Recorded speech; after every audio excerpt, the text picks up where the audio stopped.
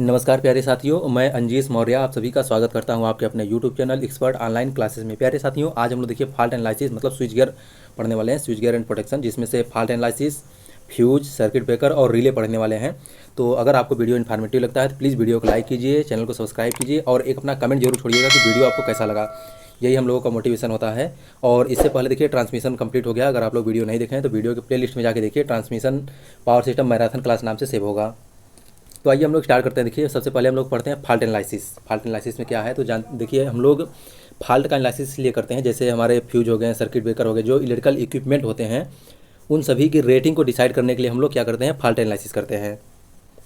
अगर कोई आपसे पूछ ले कि फॉल्ट एनालिसिस क्यों करते हैं, तो फॉल्ट एनालिसिस हम लोग इसीलिए करते हैं कि जो हमारे इक्विपमेंट होते हैं, स्विच गियर वाले इक्विपमेंट होते हैं, सर्किट ब्रेकर हो गया, रिले हो गया, सीटीपीटी हो गए, इन सभी की रेटिंग को डिसाइड करने के लिए हम लोग क्या करते हैं, फॉल्ट एनालिसिस करते हैं। तो क्वेश्चन पूछा जाता है कि ओवरहेड लाइन में कितना परसेंट फॉल्ट होता है, केबल में कितना होता है, ट्रांसफार्मर में कितना होता है। तो देखिए ओवरहेड लाइन जो होती है उसमें 50% फॉल्ट होने की पॉसिबिलिटी रहती है, केबल में 10% होता है और ट्रांसफार्मर में 10%, स्विच गियर में 15%। एक बार क्वेश्चन पूछा गया था कि स्विच गियर में कितने परसेंट फॉल्ट होने की पॉसिबिलिटी होती है, तो 15% फॉल्ट होते हैं। इसके बाद कंट्रोल इक्विपमेंट जो होते हैं, कंट्रोल इक्विपमेंट में 3%, सीटीपीटी में 2% और मिसलिनियस जो होते हैं, मिसलिनियस में 3% होते हैं। इसके बाद आपके सिमेट्रिकल फॉल्ट आते हैं, अनसिमेट्रिकल फॉल्ट आते हैं, तो इन सभी को हम लोग बाद में देखेंगे। तो देखिए इसमें सबसे पहले क्या है, यहाँ पर यही है कि to decide the rating of operating equipment such as circuit breaker, relay, fuse, we can fault analysis. तो इसकी रेटिंग को डिसाइड करने के लिए हम लोग क्या करते हैं, फॉल्ट एनालिसिस करते हैं। ठीक, इसके बाद देखिए सीरीज फॉल्ट होता है। तो सीरीज फॉल्ट क्या होता है, सीरीज फॉल्ट को हम लोग क्या बोलते हैं, ओपन सर्किट फॉल्ट बोलते हैं। ठीक है, इसमें series fault, open circuit fault में क्या होता है, करंट जीरो हो जाता है, वोल्टेज बहुत ज़्यादा हो जाता है और वोल्टेज मोर डेंजरस होता है, वोल्टेज ज़्यादा होता है जिसकी वजह से पावर फैक्टर भी ज़्यादा होता है। संट जो होते हैं, संट फॉल्ट किसको बोलते हैं, तो संट फॉल्ट जो होता है इसको हम लोग शॉर्ट सर्किट फॉल्ट बोलते हैं। इसमें करंट बहुत ज़्यादा हो जाता है शॉर्ट सर्किट में और करंट ज़्यादा होने की वजह से पावर फैक्टर जो होता है वो कम हो जाता है। ठीक है, करंट मोर डेंजरस होता है संट फॉल्ट में। इसके बाद सिमेट्रिकल फॉल्ट होता है। देखिए सिमेट्रिकल फॉल्ट क्या होता है, तो after fault system to be balance, मतलब सिमेट्रिकल फॉल्ट वे फॉल्ट होते हैं जिसमें अगर फॉल्ट हो जाने पर भी सिस्टम हमारा क्या रहता है, बैलेंस रहता है, तो इसको हम लोग सिमेट्रिकल फॉल्ट बोलते हैं। जैसे ट्रिपल एल फॉल्ट होता है और ट्रिपल एल जी फॉल्ट होता है, इसको हम लोग थ्री फेज फॉल्ट या तो फिर dead circuit, short circuit fault बोलते हैं। ये पूरे मतलब स्विच गियर में 2% होता है। इसके बाद आता है आपका अनसिमेट्रिकल फॉल्ट आता है। तो अनसिमेट्रिकल फॉल्ट में क्या होता है, अगर फॉल्ट हो जाने पर सिस्टम जो है वो अनबैलेंस हो जाता है, तो उसको हम लोग क्या बोलते हैं, अनसिमेट्रिकल फॉल्ट बोलते हैं। और इसमें कौन कौन से आते हैं, जैसे आपका एल जी फॉल्ट हो गया, डबल एल हो गया और डबल एल जी हो गया, ये सभी फॉल्ट आते हैं। तो क्वेश्चन पूछा जाता है कि एल जी फॉल्ट कितना परसेंट होता है, डबल एल जी फॉल्ट कितना होता है और ट्रिपल एल कितना होता है। तो देखिए एल जी जो फॉल्ट होता है वो 70% होता है, डबल एल होता है 15% होता है, 15% होता है और डबल एल जी जो होता है वो 10% होता है और ट्रिपल एल जी जो होता है वो लगभग 2 से 3% तक होता है। और इसके बाद जो है आपका ट्रिपल एल फॉल्ट जो होता है ये भी 2 से 3% होता है। ठीक, तो क्वेश्चन पूछा जाता है, देखिए मोस्ट प्रोबेबल फॉल्ट कौन सा होता है, तो एल जी फॉल्ट सबसे ज़्यादा फॉल्ट होने की पॉसिबिलिटी किसकी रहती है, एल जी फॉल्ट की होती है। लिस्ट प्रोबेबल फॉल्ट मतलब सबसे कम फॉल्ट होने की पॉसिबिलिटी किसकी रहती है, थ्री फेज फॉल्ट की रहती है। सबसे ज़्यादा डेंजरस कौन सा फॉल्ट होता है, तो थ्री फेज फॉल्ट सबसे ज़्यादा डेंजरस होता है। तो ये भी ध्यान रखिए, सबसे ज़्यादा डेंजरस थ्री फेज फॉल्ट होता है। ठीक है, और इसके बाद most dangerous fault at generator terminal, generator terminal पर सबसे ज़्यादा फॉल्ट कौन सा होता है, डेंजरस होता है, तो एल जी फॉल्ट होता है, सबसे डेंजरस होता है। इसके बाद जो है आपका आता है, देखिए कौन सा, तो सिमेट्रिकल फॉल्ट आता है। सिमेट्रिकल फॉल्ट में हम लोग, इसमें आप लोग इतना जानिए, देखिए सिमेट्रिकल फॉल्ट के लिए जो करंट आती है वो आपका ई अपान जेड आता है, मतलब कि वोल्टेज अपान इम्पीडेंस होता है। तो इसी को हम लोग क्या लिखते हैं, 1 अपान जेड पर यूनिट लिखते हैं। तो फॉल्ट का करंट की आई base upon per unit Z per unit होता है, किलो एम्पियर में रहता है। या तो फिर आई बेस की वैल्यू निकालने के लिए यस बेस अपान √3 भी बेस निकाल सकते हैं आप। फॉल्ट लेवल क्या होता है, देखिए तो fault level short circuit current की कैपेसिटी जो होती है उसी को हम लोग फॉल्ट लेवल बोलते हैं। तो शॉर्ट सर्किट कैपेसिटी क्या होती है, तो 1 अपान जेड पर यूनिट होता है। और यहाँ से देखिए सिमेट्रिकल फॉल्ट जो होता है ये बैलेंस सिस्टम होता है और इसमें पॉजिटिव सीक्वेंस करंट होते हैं। देखिए सीक्वेंस करंट जो होते हैं ये तीन टाइप के होते हैं, जीरो सीक्वेंस होता है, पॉजिटिव सीक्वेंस होता है और नेगेटिव सीक्वेंस होता है। इन सभी को भी हम लोग बाद में देखेंगे। इसके बाद आता है आपका अनसिमेट्रिकल फॉल्ट। अनसिमेट्रिकल फॉल्ट जो होता है, देखिए उसमें अनसिमेट्रिकल फॉल्ट में क्या होता है भाई साहब, तो सिस्टम अनबैलेंस हो जाता है। पॉजिटिव, नेगेटिव और जीरो सीक्वेंस तीनों होते हैं, जो पॉजिटिव सीक्वेंस, नेगेटिव सीक्वेंस और जीरो सीक्वेंस करंट होते हैं ये सभी होते हैं अनबैलेंस सिस्टम में। और बैलेंस सिस्टम जो होता है उसमें केवल पॉजिटिव सीक्वेंस करंट होते हैं।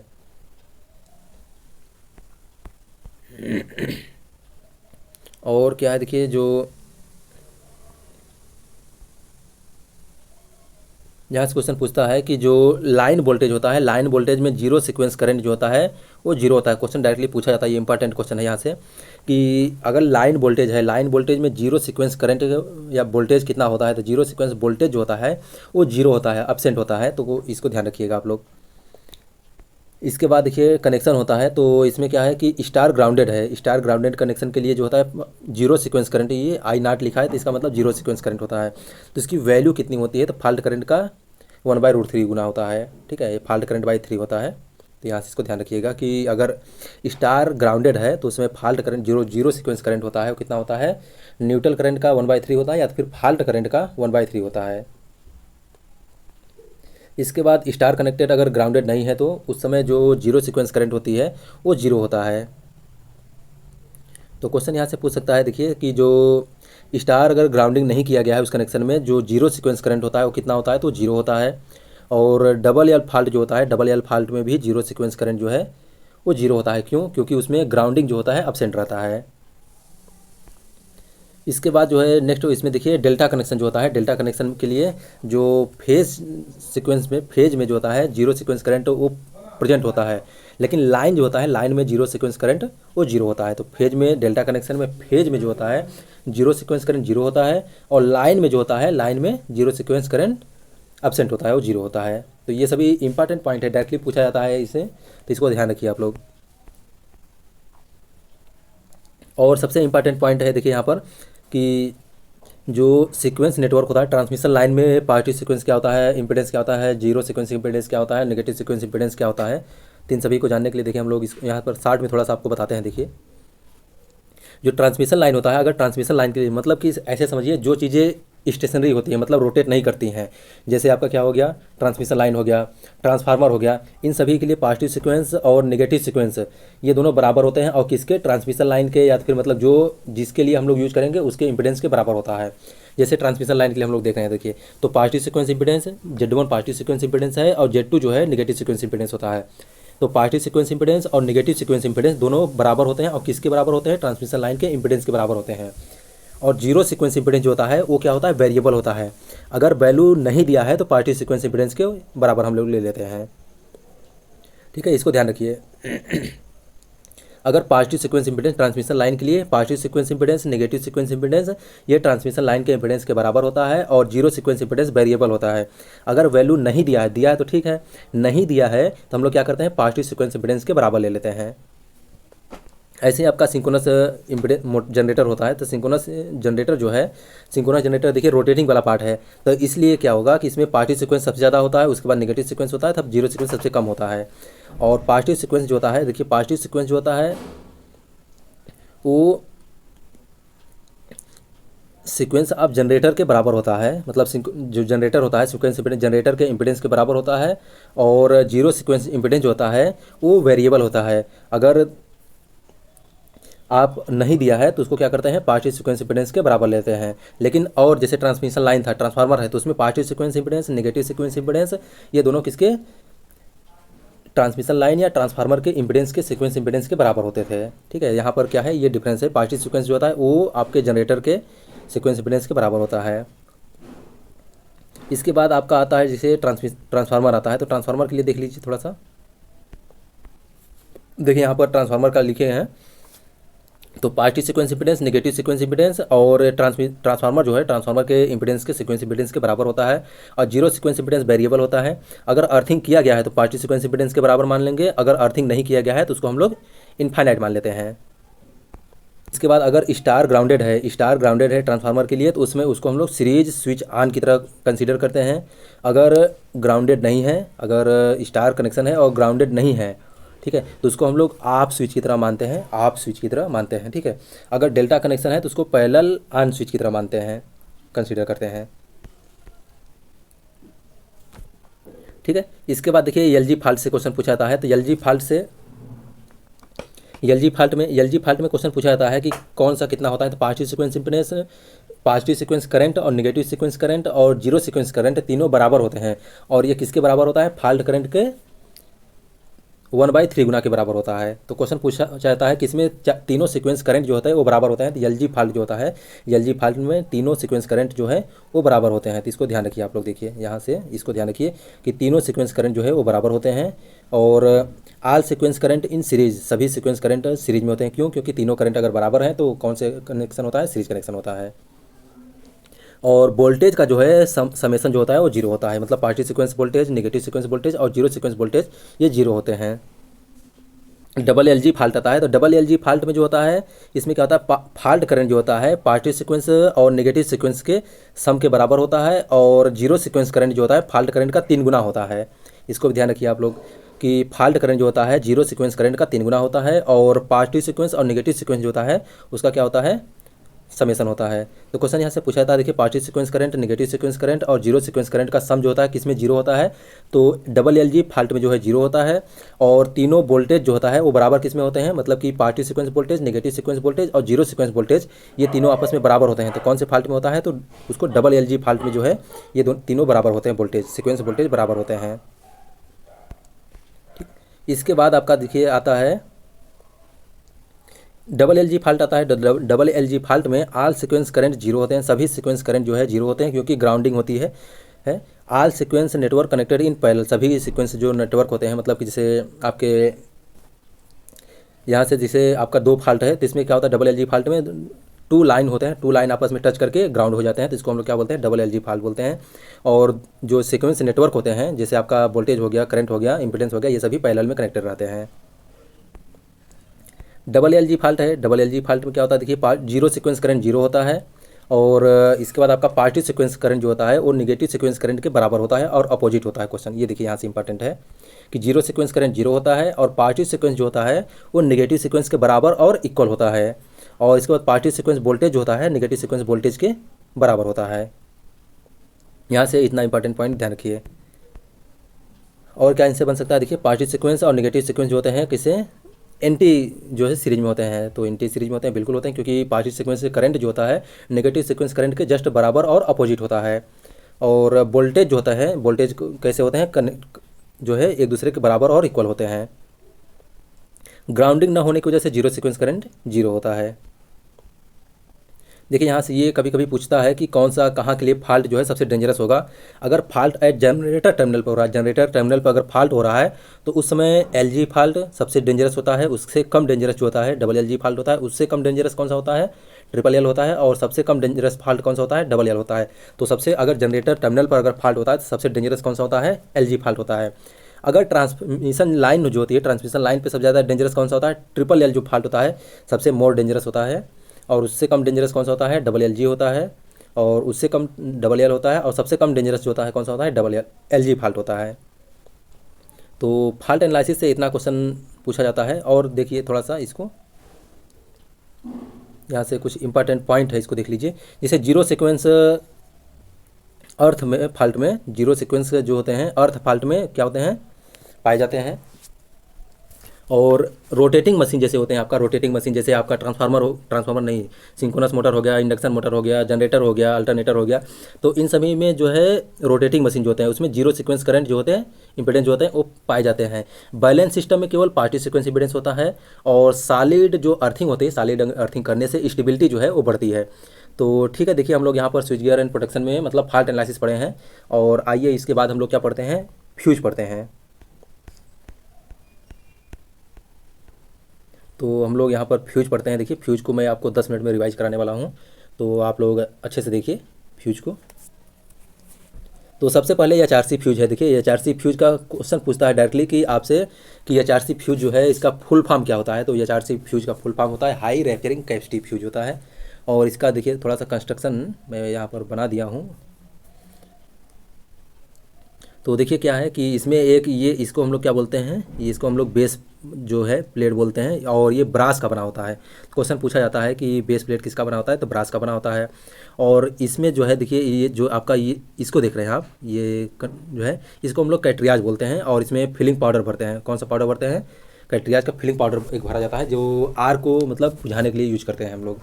और ये आपका देखिए एक वायर की तरह से दिख रहा है, जो ये क्या है, इसको हम लोग फ्यूज वायर बोलते हैं, ठीक है।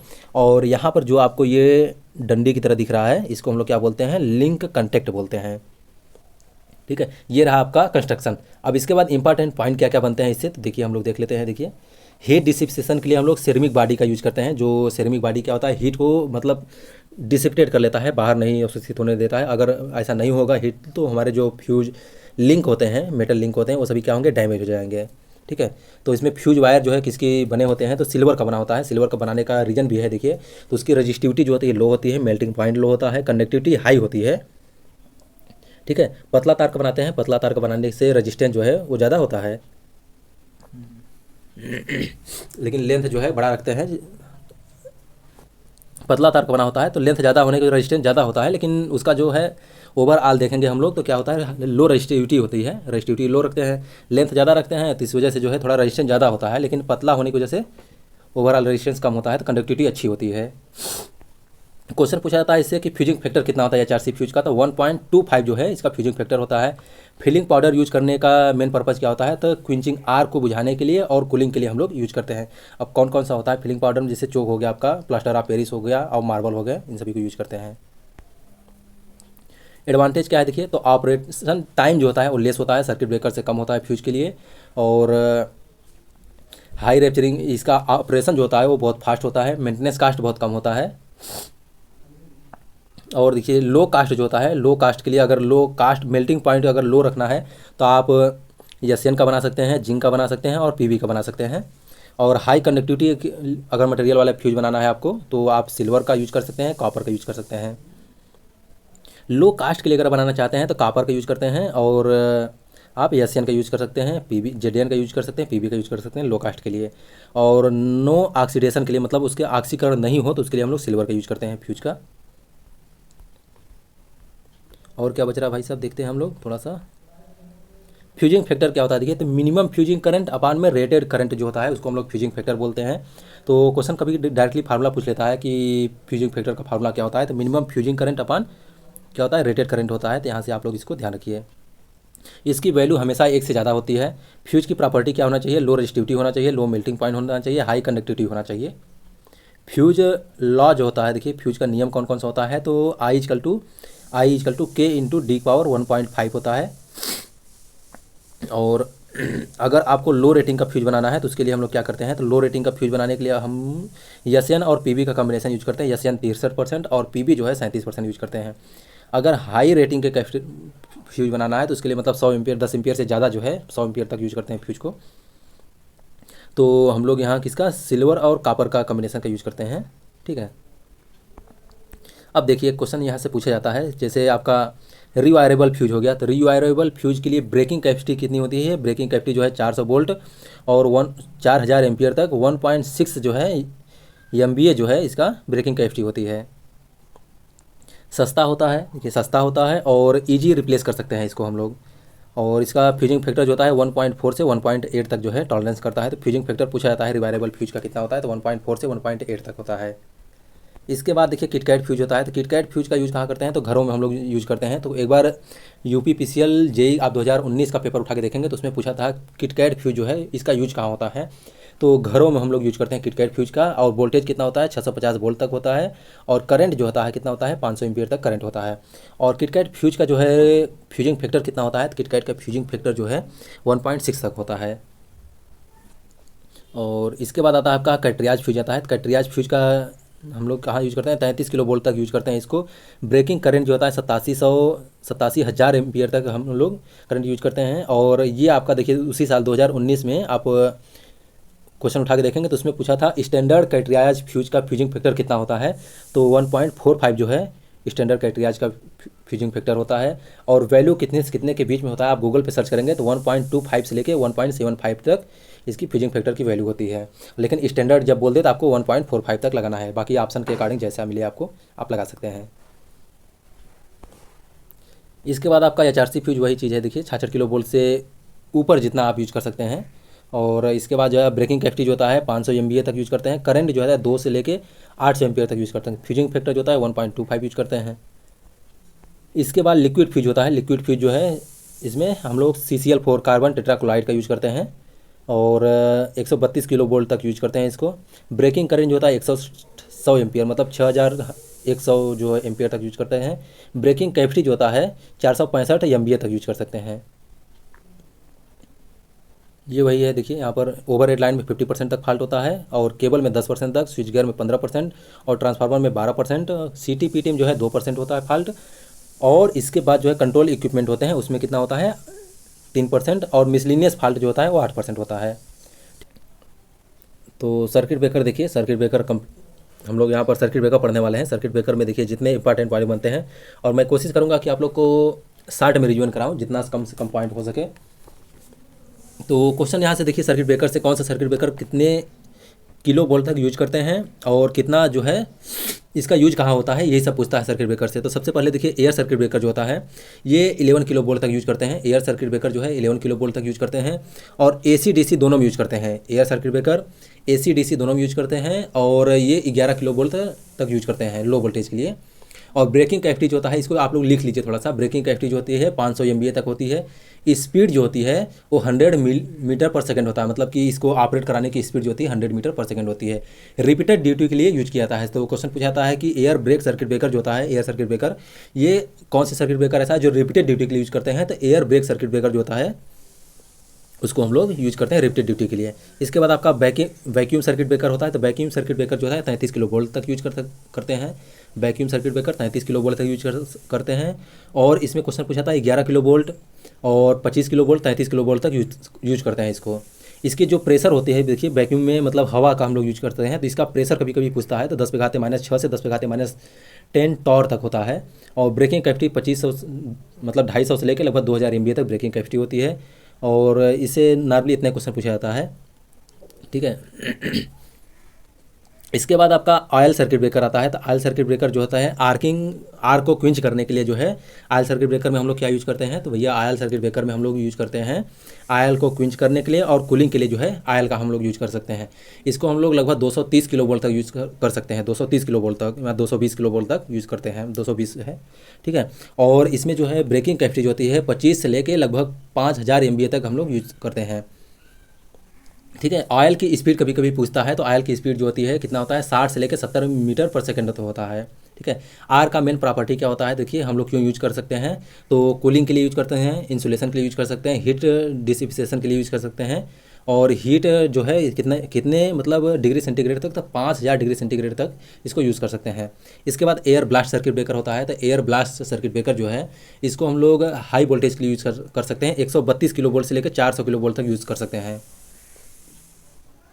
ठीक है। तो क्वेश्चन पूछा जाता है कि 400 किलो वोल्ट तक यूज कर सकते हैं, और इसकी ब्रेकिंग कैपेसिटी जो होती है 7500 केवीए तक यूज कर सकते हैं। और इसकी जो कंप्रेस्ड एयर होता है वो कितना उसका प्रेशर होता है, तो 85 से लेकर 175 केजी पर सेंटीमीटर स्क्वायर इसकी प्रेशर होती है। क्वेश्चन पूछा जाता है कभी कभी, ये भी ध्यान रखिए, ठीक है। और इसका जो ड्रॉबैक होता है इसमें रिस्ट्राइकिंग वोल्टेज जो है वो डेवलप हो जाता है, और ओवर वोल्टेज की वजह से करंट चोपिंग होता है। क्वेश्चन बहुत बार पूछा गया है, मतलब पता नहीं कितनी बार क्वेश्चन पूछा गया है कि ऐसा कौन सा सर्किट ब्रेकर है जो करंट चोपिंग के लिए यूज कर सकते हैं। तो करंट चोपिंग की वजह से के लिए कौन सा एयर ब्लास्ट सर्किट ब्रेकर जो है वो करंट चोपिंग की वजह से होता है। और करंट चोपिंग होता किस वजह से है, तो ओवर वोल्टेज की वजह से करंट चोपिंग होता है। इसके बाद आपका आता है SF6 सर्किट ब्रेकर। तो इसको 800 किलो वोल्ट तक यूज़ कर सकते हैं।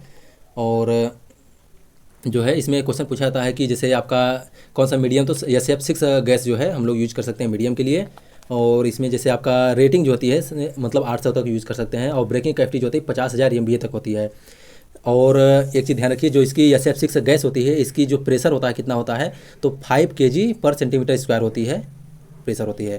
क्वेश्चन ये भी ध्यान रखिए, जैसे कभी कभी SF6 गैस का प्रॉपर्टी पूछ लेता है, तो ये क्या होता है, कलरलेस होता है, ऑर्डरनेस होता है, मतलब ऑर्डरनेस मतलब हो गया कि रंगहीन गंधहीन होता है, ठीक है। हाई डेंसिटी होती है, नॉन इनफ्लेमेबल होता है।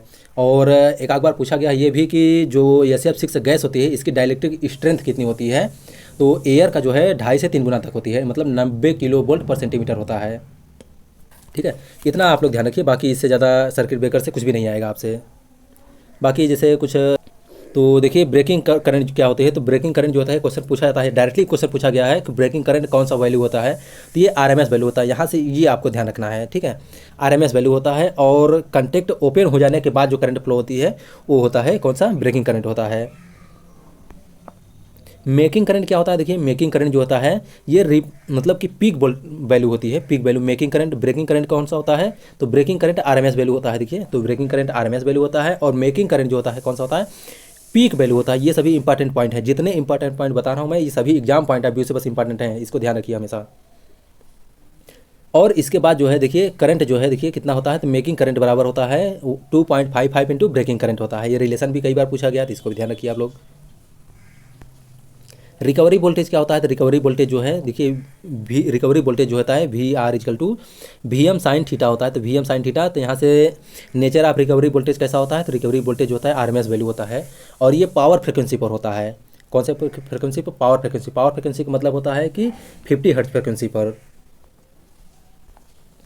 करंट चोपिंग किसकी वजह से होता है, देखिए करंट चोपिंग जो है इफ़ द सिस्टम इंडक्टेंस, अगर सिस्टम का इंडक्टेंस अचानक जो है आप खत्म कर देते हैं, नेग्लेक्ट कर देते हैं, तो क्या होता है कि जो करंट होती है वो जीरो हो जाती है। उस पिना को हम लोग क्या बोलते हैं, करंट चोपिंग बोलते हैं।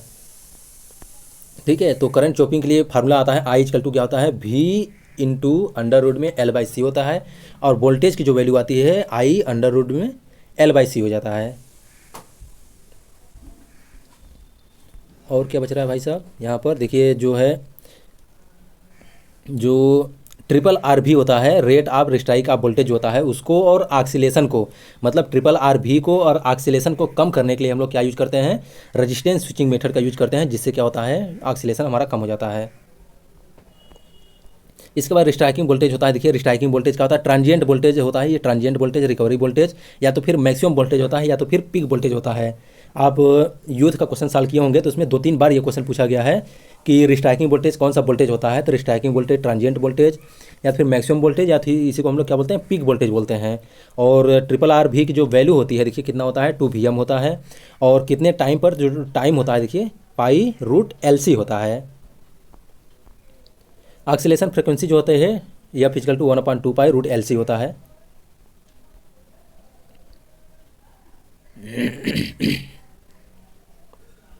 और रेट ऑफ रिस्ट्राइकिंग वोल्टेज जो होता है इसकी वैल्यू कितनी होती है, ट्रिपल आर भी की वैल्यू जो होती है ओमेगा इंटू VM होता है।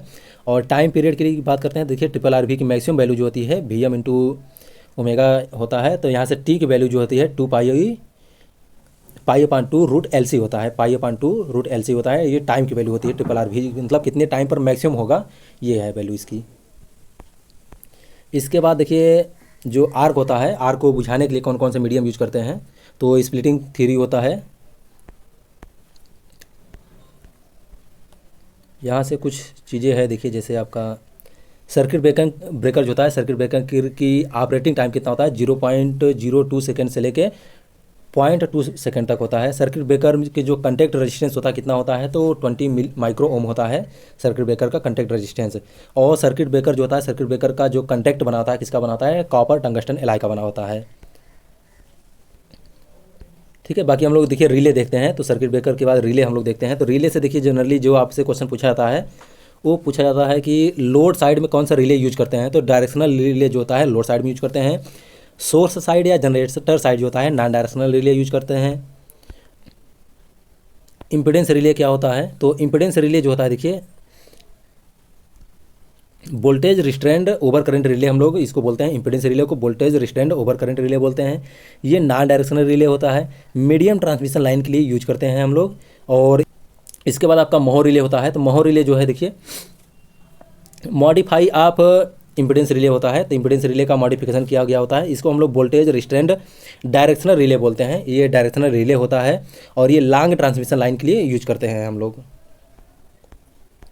इसके बाद आपका रिएक्टेंस रिले होता है, तो रिएक्टेंस रिले जो है देखिए रिएक्टेंस रिले का यूज कहाँ कहाँ करते हैं हम लोग, तो रिएक्टेंस रिले देखिए क्वेश्चन पूछा जाता है, तो यहाँ से देखिए current restrained over current relay इसको हम लोग और दूसरे नाम से जानते हैं।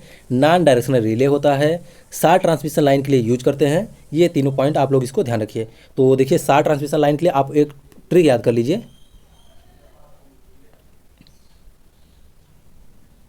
तो RIM याद कर लीजिए, ठीक है। शॉर्ट, मीडियम और लॉन्ग। आर जो होता है मतलब रिएक्टेंस रिले हो गया, मतलब शॉर्ट ट्रांसमिशन लाइन के लिए हो गया। आई से इम्पीडेंस रिले हो गया, मतलब मीडियम ट्रांसमिशन लाइन के लिए हो गया। और यम जो होता है यम से मोहो रिले हो गया, मोहो रिले जो है वो लॉन्ग ट्रांसमिशन लाइन के लिए यूज करते हैं हम लोग। और देखिए ये काफ़ी इंपॉर्टेंट क्वेश्चन है। देखिए यहाँ से बनता है तो डिपेंडेंसी आर्क रेजिस्टेंस पे जो है, आर्क रेजिस्टेंस के लिए सबसे सूटेबल रिले कौन सा होता है?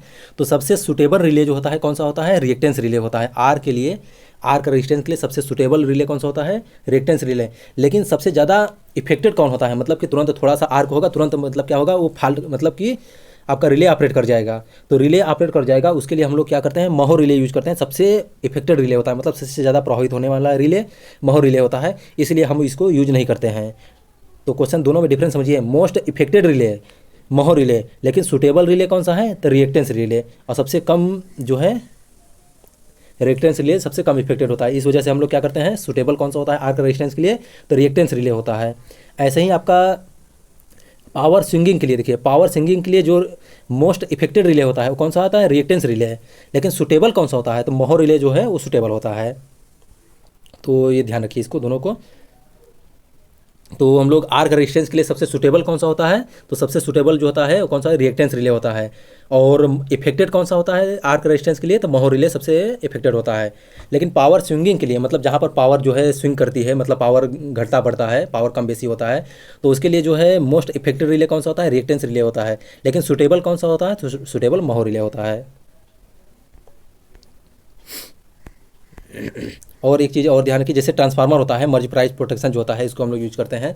तो मर्ज प्राइस प्रोटेक्शन जो होता है, पायलट वायर होता है। तो पायलट वायर में जो करंट होता है अनबैलेंसिंग होता है, जिसकी वजह से क्या होता है भाई साहब कि वहाँ पर जो है पायलट वायर में करंट अनइक्वल डिस्ट्रीब्यूट होने लगता है, जिसकी वजह से रिले ऑपरेट कर जाता है। तो क्वेश्चन पूछा जाता है ट्रांसफार्मर में जो है अगर बाइंडिंग की गई है तो सीटी कनेक्शन कैसा रहेगा? तो अगर प्राइमरी जो है, देखिए ट्रांसफार्मर में बाइंडिंग अगर स्टार डेल्टा हुआ है तो जो सीटी में कनेक्शन होगा वो डेल्टा स्टार में होता है, जस्ट अपोजिट होता है उसी का। अगर डेल्टा स्टार है तो वो क्या होगा? स्टार डेल्टा होगा। अगर स्टार स्टार है तो डेल्टा डेल्टा होगा, और डेल्टा डेल्टा है तो स्टार स्टार होता है। और क्या बचा है? बुकल रिले तो आप लोग जानते हैं, सबसे हाईलाइटेड क्वेश्चन है। इंटरनल फॉल्ट के लिए यूज करते हैं बुकल रिले का।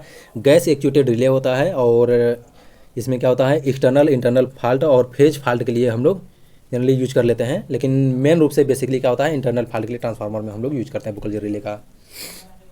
गैस एक्चुएटेड रिले होता है। और इसके बाद नेगेटिव फेज सीक्वेंस रिले जो होता है, अल्टरनेटर के प्रोटेक्शन के लिए हम लोग नेगेटिव सीक्वेंस रिले का यूज करते हैं। लॉस ऑफ एक्साइटेशन, अगर एक्साइटेशन आपका फेल हो जाता है जनरेटर में, सिंक्रोनस जनरेटर में, तो हम लोग क्या करते हैं? महो रिले का यूज करते हैं। ठीक है।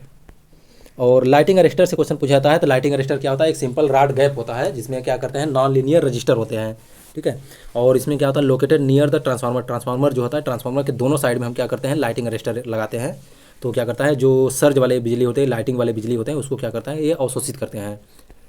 तो लाइटिंग अरेस्टर जो होता है, इसमें लाइटिंग अरेस्टर इम्पल्स जो है मतलब कि रेडियो जो वेव्स होते हैं उसको क्या करता है?